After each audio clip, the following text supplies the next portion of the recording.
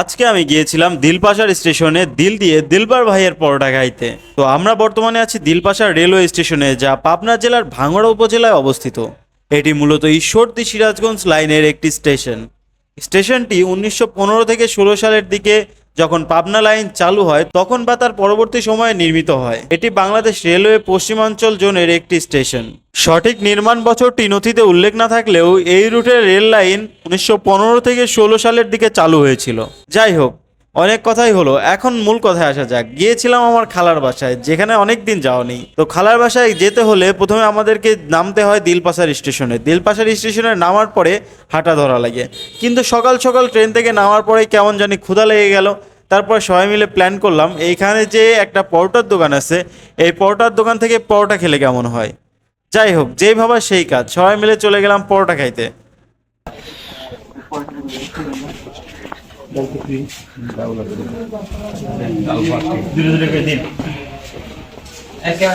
এখন আমরা সকাল সকাল গরম গরম শীতের মধ্যে পরোটা খাবো।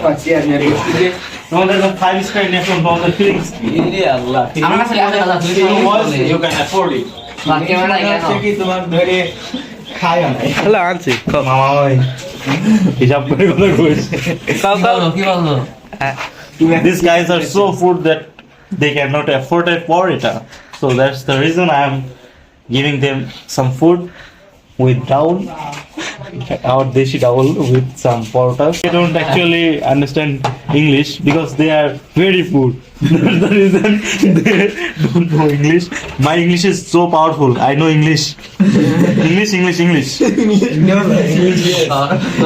ঠিক আছে। তবে পরোটার টেস্টের কথা যদি বলি, খুব আহামরি কোনো কিছুই ছিল না। নর্মাল পরোটা যেরকম হয় ঠিক সেরকমই, তবে আমাদের কাছে স্বাদ বেশি লাগতেছিল কারণ আমাদের ক্ষুধা লেগে গেছে। তো আপনারা দিলপাশা থেকে কে কে এই ভিডিওটা দেখতেছেন তারা কমেন্টে জানান, আর আপনারা যারা এটা দেখেন নাই অথচ আপনারা ট্রেনে যাওয়ার সময় স্টেশনটা দেখছেন তারাও কমেন্টে জানান। সত্যি বলতে কি, বর্ষার সময় এই যে দিলপাশার স্টেশনটা, এটা একদম দ্বীপের মতো হয়ে থাকে, চারপাশ দিয়ে শুধু পানি পানি আর পানি। এখন ভয়েস দিবে আমার ছোট ভাই।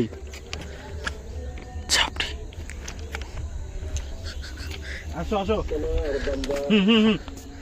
ভয়েস দাও। You can do it.